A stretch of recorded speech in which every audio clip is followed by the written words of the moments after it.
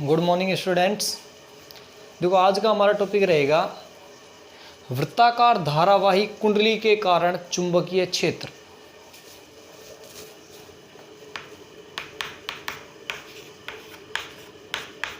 वृत्ताकार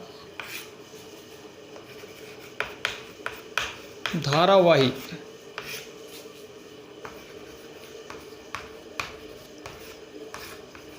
कुंडली के कारण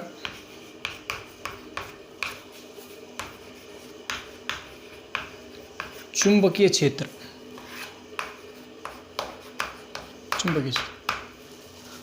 तो देखो पिछले लेक्चर में हम सीधे और लंबे धारावाही चालक तार के कारण चुंबकीय क्षेत्र देख चुके थे। उसका फॉर्मूला आता है B बराबर μ0 I upon 4 pi d sine phi 1 plus sine phi 2, जिसके हम अलग अलग केस देखे थे।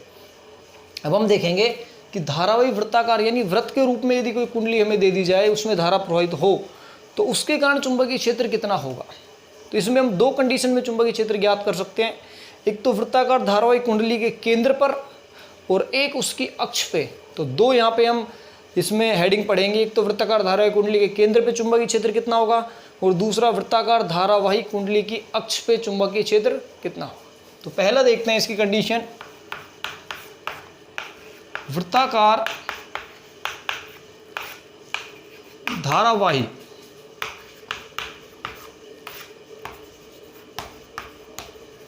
कुंडली के केंद्र पर चुंबकीय क्षेत्र। पहली हेडिंग हमें करनी है वृत्ताकार धारावाही कुंडली के केंद्र पे कितना चुंबकीय क्षेत्र होगा। तो देखो इसको समझते हैं। सबसे पहले हम एक वृत्ताकार धारावाही कुंडली लेते हैं। ये एक वृत्ताकार धारावाही कुंडली है। इसका सेंटर O है, केंद्र O, और इसकी त्रिज्या हम मान लेते हैं कैपिटल R। ये कैपिटल R त्रिज्या की वृत्ताकार धारावाही कुंडली है। इसमें एंटी क्लॉकवाइज यानी वामावर्त दिशा में I धारा प्रवाहित हो रही है। ये हम मान लेते हैं कि इसमें वामावर्त दिशा में I धारा प्रवाहित हो रही है। इसके केंद्र पे हमें क्या ज्ञात करना है? चुंबकीय क्षेत्र। हम देखो दिशा भी बता सकते हैं, पढ़ चुके हैं।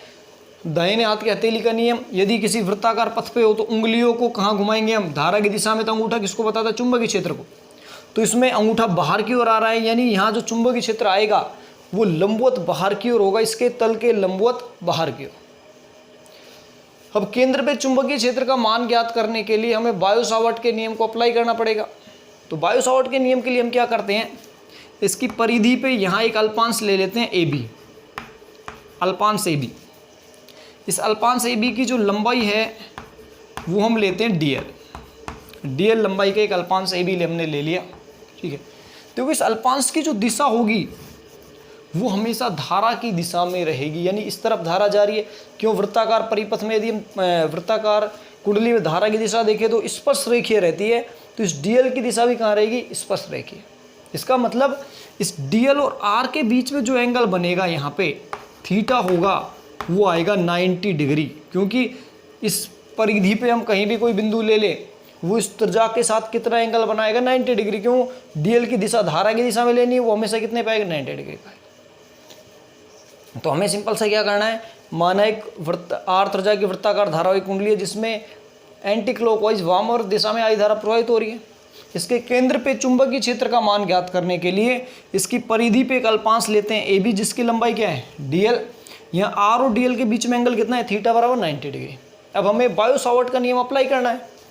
तो देखो बायो-सावर्ट के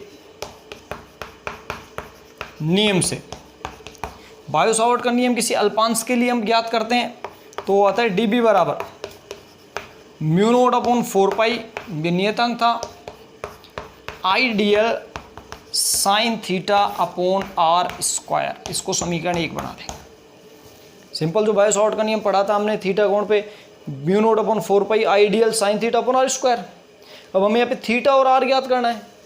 देखो चित्र से यदि हम देखें, चित्र से तो स्मॉल r बराबर होगा कैपिटल R के, क्योंकि केंद्र पे हमें निकालना है। केंद्र से इस अल्पांश की दूरी कितनी है? Capital R। तो यहाँ पे जो स्मॉल आर है उसकी जगह क्या आएगा, कैपिटल आर। और थीटा बराबर यदि हम देखें आर और डीएल के बीच में कोण तो कितना आएगा, 90 डिग्री।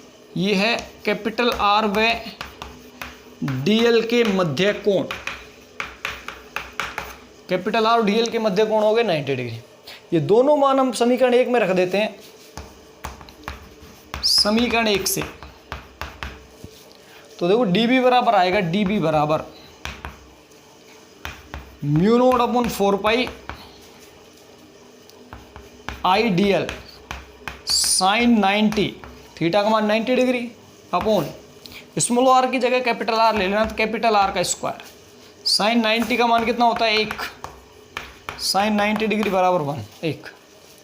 तो यहाँ से dB बराबर आ जाएगा mu naught upon 4 pi I d L sine 90 का मान आ गया 1 अपॉन आर स्क्वायर, यानी यहाँ से ये आ गया dB बराबर mu naught upon 4 pi I d l upon r square. इसको बना देंगे समीकरण नंबर 2। यानी इस अल्पांश के कारण इसके केंद्र O पे जो चुंबकीय क्षेत्र का मान आएगा वो होगा dB बराबर mu naught upon 4 pi I d l upon r square. यहाँ देखिए इस फॉर्मूले में सेकंड समीकरण में म्यू नोट अपॉन 4 पाई का मान 10 की पावर -7 होता है, फिक्स है। आई इसमें प्रवाहित धारा है, ये भी एक बार हम जो मान ले लेंगे वो चेंज नहीं होगा। और आर इसकी कुंडली की त्रिज्या है, तो एक बार जो हम कुंडली ले लेंगे उसको बदल नहीं सकते। तो आर, आई और म्यू नोट ऑफ 4 पाई नियत है। इसका मतलब dB का मान किस पर निर्भर कर रहा है, डीएल का।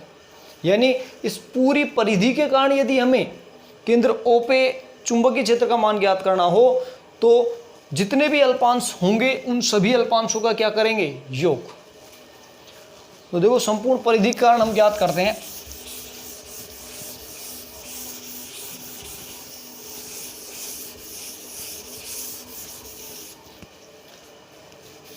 संपूर्ण परिधि के कारण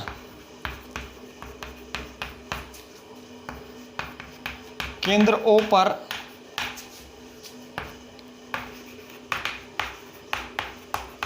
चुंबकीय क्षेत्र का मान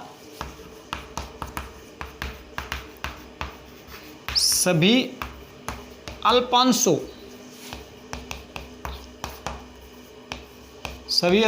के योग के बराबर होगा। यानी यदि इस संपूर्ण परिधि के कारण हम केंद्र O पे चुंबकीय क्षेत्र का मान ज्ञात करना चाहें तो इस परिधि पे जितने भी अल्पांश होंगे उन सभी अल्पांशों के चुंबकीय क्षेत्र के योग के बराबर आएगा। यानी हम कह सकते हैं बी केंद्र पे चुंबकीय क्षेत्र होगा वो आ जाएगा समेशन ऑफ dB। समीकरण 2 से यहाँ dB का मान रखें तो बी केंद्र बराबर समेशन, देखो mu naught upon 4 pi I d l upon r square. अभी देख चुके हैं म्यू नोट 4 पाई आई और आर स्क्वायर बाहर आ जाएंगे, केवल समेशन किसका करना पड़ेगा, डीएल का। तो बी केंद्र बराबर mu naught upon 4 pi I upon r square, ये बाहर आ गया, समाकलन ऑफ डीएल। अब देखो डीएल का यदि हम समाकलन करें तो डीएल के समाकलन का मतलब क्या होगा, डीएल का है इसकी परिधि पे और समाकलन कर रहे हैं, यदि उसका हमें एग्जैक्ट मान पता है तो डायरेक्ट लिख देते हैं। यानी डीएल इसकी परिधि पे और पूरी परिधि पे यदि डीएल हम देखें कि पूरी परिधि का मान कितना होगा, तो यदि त्रिज्या आर हो तो पूरी परिधि होती है 2 पाई आर। तो समाकलन ऑफ या समेशन ऑफ डीएल किसके बराबर आएगा, 2 पाई आर, क्योंकि जो सभी अल्पांश हैं उनकी कुल लंबाई किसके बराबर होगी, परिधि की लंबाई के बराबर। तो समाकलन ऑफ डीएल या समेशन ऑफ डीएल बराबर क्या आएगा, 2 पाई आर। चूंकि समाकलन ऑफ डीएल यहाँ होगा 2 पाई आर, ये मान रख देते हैं।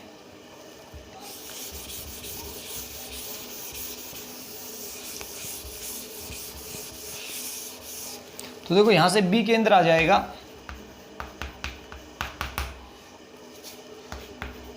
Mu naught upon 4 pi I upon r square और समेशन डीएल का मान 2 पाई आर के इक्वल होगा 2 पाई आर। यहाँ से पाई से पाई कैंसिल आउट हो जाएगा, एक आर से आर कैंसिल आउट, एक 2 से 2 कैंसिल आउट। तो बी केंद्र का मान आता है mu naught I upon 2 r. ये आ जाता है किसी धारावाही वृत्ताकार कुंडली के केंद्र पे चुंबकीय क्षेत्र का मान, जब कुंडली की त्रिज्या r और उसमें प्रवाहित धारा क्या हो I, तो B केंद्र कितना आ जाएगा mu note I upon 2R। अब कई बार इस कुंडली में फेरों की संख्या दे दी जाती है, यानी इसमें कितने घेरे बने हुए हैं, जरूरी नहीं तार का एक ही घेरा हो, एक से ज़्यादा भी हो सकते हैं। तो हम लेके चलें यदि कुंडली में फेरों की संख्या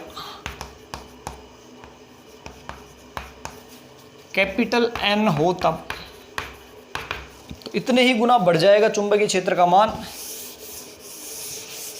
तो इसको हम लिख सकते हैं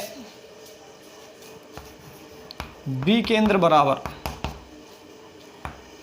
mu naught NI upon 2R। यदि कुंडली में फेरों की संख्या कैपिटल N हो तो उसके केंद्र पे चुंबकीय क्षेत्र आ जाएगा mu note NI upon 2R। तो ये फॉर्मूला ध्यान रखना है कि किसी कुंडली धारावाही कुंडली में देखो इसमें I धारा जा रही है, R चुंबकीय क्षेत्र है, म्यू नोट अपॉन 2 करना है, पाई से पाई यहाँ कैंसिल आउट हो गया, इसलिए आसान हो गया। B केंद्र बराबर mu note I upon 2R। अब जब न्यूमेरिकल क्वेश्चन में आपको क्या करना है, म्यू नोट अपॉन 4 पाई काम में ले लो, आप पाई से पाई कैंसिल आउट मत करो, जिससे आप इसका मान डायरेक्ट 10⁻7 लगा सको, पाई का मान 22/7 वहाँ रख के उसको सोल्व कर सकते हो। नहीं तो फिर आपको यहाँ पे म्यू नोट का मान रखना पड़ेगा 4 पाई इंटू 10⁻7, उससे भी आप डायरेक्ट कर सकते हो। तो mu naught upon I upon 2R ये B केंद्र का मान हो गया। तो इस तरह से हम धारावाही वृत्ताकार कुंडली के केंद्र पे चुंबकीय क्षेत्र का मान ज्ञात कर सकते हैं। अब इसमें एक कंडीशन और आती है, पहले इसके ग्राफ देखते हैं, ग्राफ कैसे बनेंगे। देखो जो B केंद्र का मान है, B केंद्र का मान है ये धारा के तो समानुपाती है, यानी जितना ज़्यादा धारा का मान होगा चुंबकीय क्षेत्र उतना ही अधिक होगा।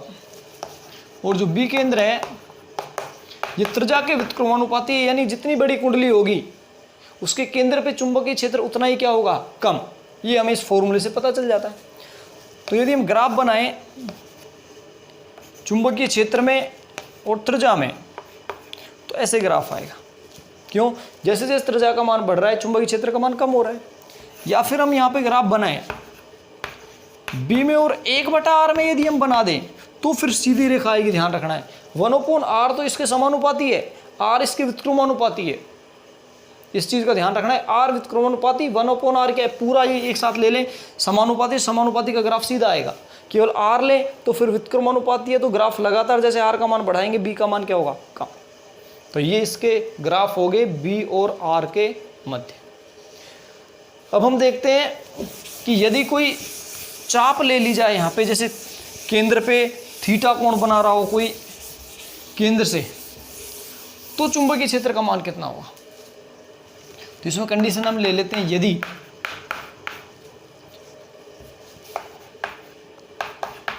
परिधि द्वारा वृत्त के केंद्र पर या फिर कुंडली के केंद्र पे कहें, कुंडली के केंद्र पर कुंडली के केंद्र पर डी अल्फा कोण अंतरित हो, यानी ऐसे एंगल दे दिया जाए, ये मान लो परिधि है ए बी ले लें, इस परिधि की लंबाई है यहाँ से dl ले लेते हैं हम अल्पांश के तौर पे dl, और इस परिधि द्वारा जो केंद्र पे अंतरित कोण है ये दे रखा है हमें d अल्फा, केंद्र है, इसमें I धारा प्रवाहित हो रही है। तो इस dl परिधि द्वारा इस केंद्र पे चुंबकीय क्षेत्र का मान कितना होगा। अभी हमने अल्पांश के कारण निकाल लिया था, पूरी परिधि कारण निकाल लिया mu naught I upon 2R।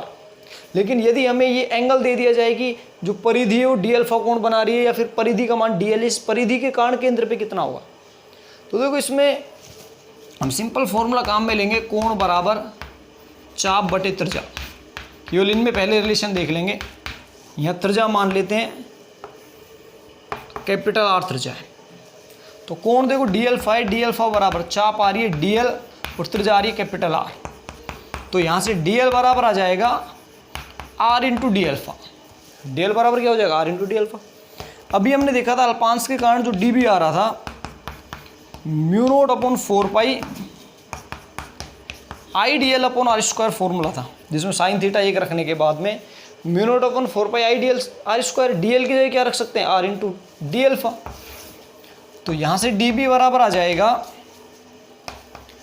Mu naught upon 4 pi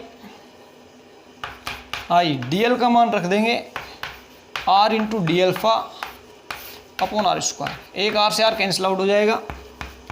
D B बराबर mu naught upon 4 pi I into d alpha upon r, ये फॉर्मूला आ जाता है।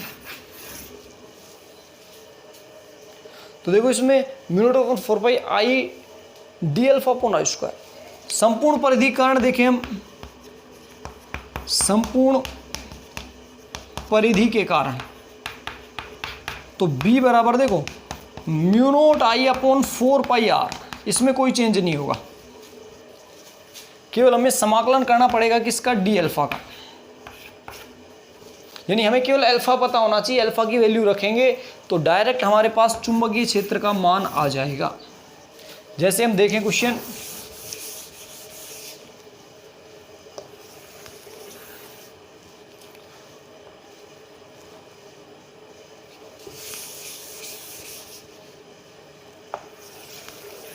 क्योंकि यदि हमें दे दिया जाए कि इस ए बी चाप द्वारा केंद्र O पे चुंबकीय क्षेत्र का मान कितना होगा इस ए बी चाप द्वारा, तो देखो यहाँ हम देख सकते हैं कि जो अल्फा है वो 90 डिग्री है या फिर डी अल्फा है वो 90 डिग्री है, पाई बाई 2 है। तो इस फॉर्मूले में हम डायरेक्ट मान रखें तो B बराबर क्या आ जाएगा, mu naught I upon 4 pi r into d alpha का मान इस केस में 90 पाई बाई 2, पाई से पाई कैंसिल आउट हो गया, तो B बराबर आ गया देखो mu naught I upon 8 r. संपूर्ण परिधि का कारण कितना आ रहा था, mu naught I upon 2 r, लेकिन इसका 1/4 भाग लें, यानी परिधि का यदि हम 1/4 भाग लेंगे तो उसके कारण कितना आएगा, mu naught I upon 8 r. यदि हम देखो इतनी परिधि लें, यहाँ तक ले लें, तो ये पूरा एंगल कितना बनेगा, 180 180, यानी पाई, पाई से पाई कैंसिल आउट हो जाएगा, उस केस में mu naught I upon 4 r होगा, तो आधा हो जाता है कंप्लीट का, ये 1/4 हो गया। तो हम डायरेक्ट भी निकाल सकते हैं और इस फॉर्मूले से भी निकाल सकते हैं। जैसे 45 डिग्री आपको दे दिया जाए तो आप यहाँ थीटा का मान 45 डिग्री रख के आसानी से सोल्व कर सकते हैं। तो ये हमारा हो गया वृत्ताकार धारावाहिक कुंडली के केंद्र पर चुंबकीय क्षेत्र। नेक्स्ट लेक्चर में हम देखेंगे कि वृत्ताकार धारावाहिक कुंडली के अक्ष पे चुंबकीय क्षेत्र कितना आएगा, वो इससे बड़ा डेरिवेशन है और अच्छा डेरिवेशन है। Thank you.